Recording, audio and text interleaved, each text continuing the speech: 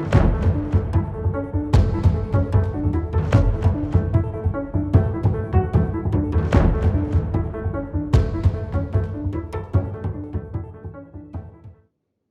to the fiscal year 2021 88th Air Base Wing Volunteer Program training.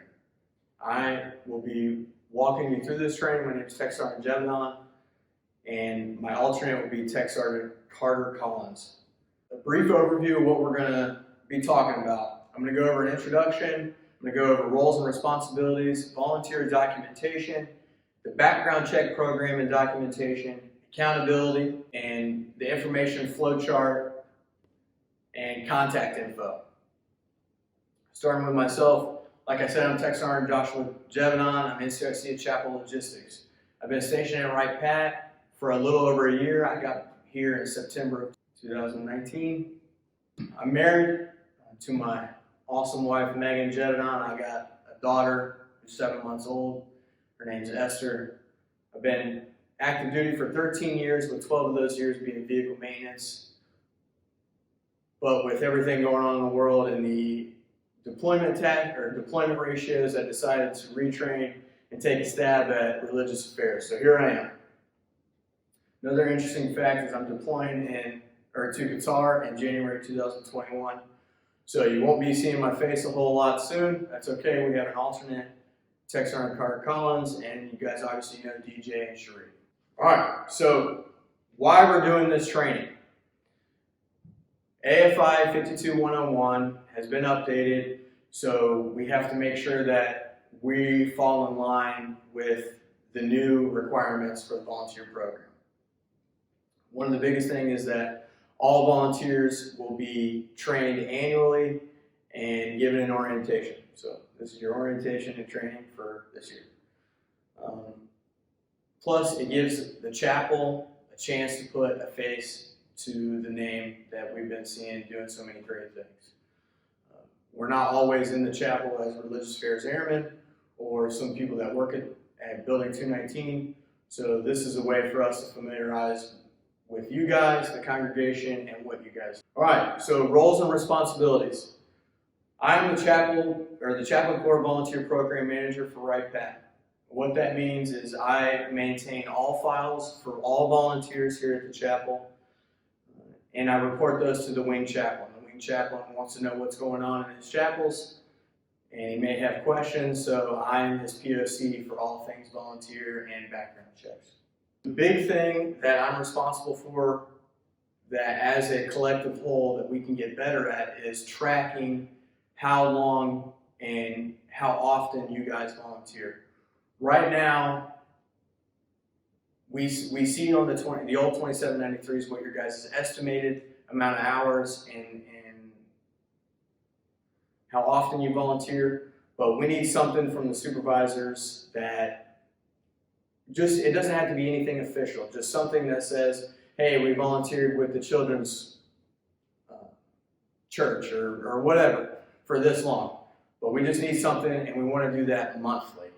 Right now we have, like I said, we don't have really anything, so we're going to try to shoot for the 15th of the month every month that we send in from these volunteer supervisors how much you guys have volunteered, who volunteered, and what you volunteered for.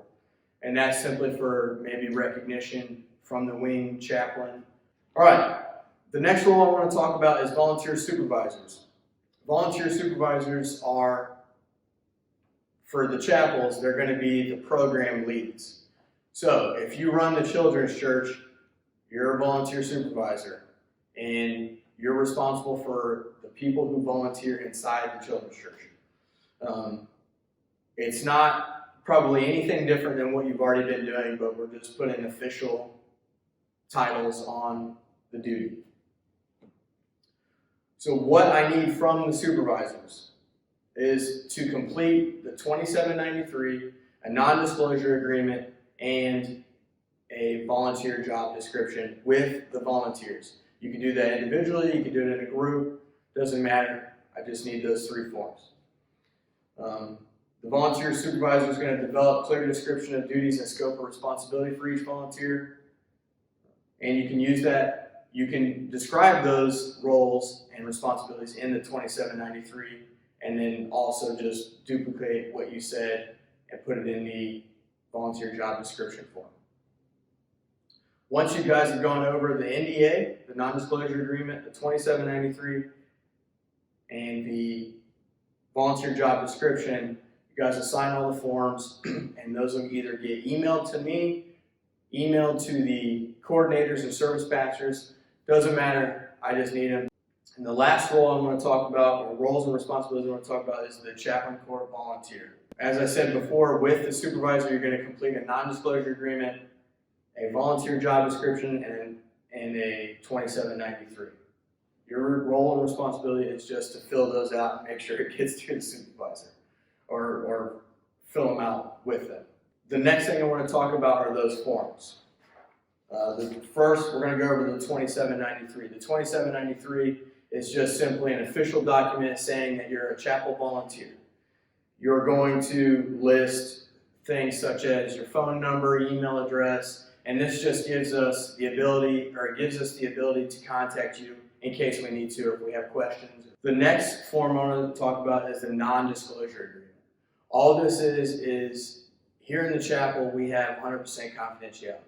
So if you're volunteering in a capacity in the chapel, if you were to overhear something that was supposed to be confidential, it stays in the chapel. We can't go out and tell any authorities or anything like that. If you overhear something, that needs to stay within the chapel court. That's what we provide. One of our services is 100% confidentiality. That's a resource that airmen are provided, so we don't want to compromise that resource with them. The next thing is the job description. All this is a form that you're going to go over with your supervisor and discuss what specifically your responsibilities and roles are inside that program, whatever you volunteer for, whatever that may be. The next thing we want to talk about is the background check process. As a collective community, as long as we're communicating back and forth and getting the information, you guys are getting us the information, we can make this process super squared away. All this process looks like is there's 3 badges. First badge being green badge, second badge being yellow badge, and a red badge. Green badges are considered line-of-sight supervisors. Line-of-sight supervisors can only be people that work within the chapel corps, such as religious affairs airmen, chaplains, APFs, CTOF contractors, or civilian/GS employees. If you are a green badge, you need to complete an installation record check, a CN, ACI background check, and a fingerprint, or an FBI fingerprint. But if you don't fill any of those positions, you're not employed by the chapel corps, that does not apply to you, so don't worry about it. The next badge we're going to talk about is yellow badge. Those are specified volunteers. Specified volunteers need to complete an installations record check and an FBI fingerprint check. The FBI fingerprint check is going to be with the specific person trying to get a yellow badge and the IPP office, or the security personnel office. I will be a liaison for you to get this accomplished, because there are things that are going to need to be passed back and forth between you and the IPP office, and all of you may not have access to government systems. So the big thing about yellow badges is they can work alone with children under 18. We prefer that if you are working alone, or if you are working with children under 18, that there be 2 yellow badges at a time. Yellow badges cannot serve as line-of-sight supervisors. So line-of-sight supervisors are supposed to have line-of-sight of all red badges. So just because you have a yellow badge and you can work with children alone doesn't mean you can be a supervisor over red badges. An example of a volunteer, or examples of volunteers that may need yellow badges, are religious educators, sacramental prep leaders, and child care volunteers. That's not the only roles that need yellow badges, but it's just a few in the chapel. The next badge we're going to talk about are red badges. Red badges are non-specified volunteers. such as people who just want to volunteer one time for VBS, and then the volunteer role is done after that, or suspended after that. They do not require background checks. However, they do require an installations records check. And all that is you'll see soon, or you'll see that all that is just a form that we process through local organizations on base. They clear you, make sure that you don't have any records or anything on base. You cannot, as a red badge, you will not be allowed to be with children under 18 by yourself. As I stated earlier, you always have to be in line of sight of a green badge. Some examples of red badge volunteers would be one-day religious educators, one-day religious education event volunteer, one-time chapel community care events taking place on a DoD installation. VBS for a day if you want to help out or something like that, that would be a red badge. Now we're going to talk about accountability of all the forms. Like I said, I'm the the program manager, so I need all the forms that we discussed, 2793s, NDAs, volunteer agreements. Those are all filed in a locked box in my office, so no one's going to get your information except maybe your supervisor. He or she will see that, but it's all kept in a locked container, so nobody's going to be emailing you spam or anything like that from the chapel. And the reason that we need accountability of all the forms is because the program is inspectable quarterly by the chapel superintendent. Plus, whenever we get inspected by headquarters or anybody like that, MAGCOM, we have to be squared away and make sure that we've done our due diligence to make sure that we don't have anybody in the chapel that's not supposed to be volunteering in the chapel or should not be volunteering in the chapel. All right, now how information and documentation should flow. So, at being the volunteer program manager, I'm going to push out information to the coordinators or the service pastors. The service pastors and the coordinators are going to push out information to the program leads, and then in turn they're going to push it out to the volunteers. Now, if volunteers have questions or they need something answered, they're going to go to the program leads first. If the program leads can't figure it out, then they're going to go to the coordinators and the service pastors. And then if they can't figure it out, they're going to come to me. And that's in regards to just documentation, forms, that kind of thing for the program.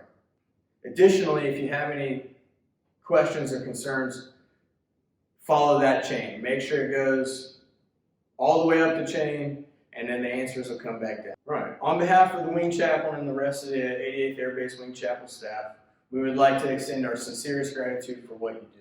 The chapel has a diverse mission, and without your support from volunteers, our job would be much harder. Thanks again for what you do, and here's to 2021 being much better and more productive.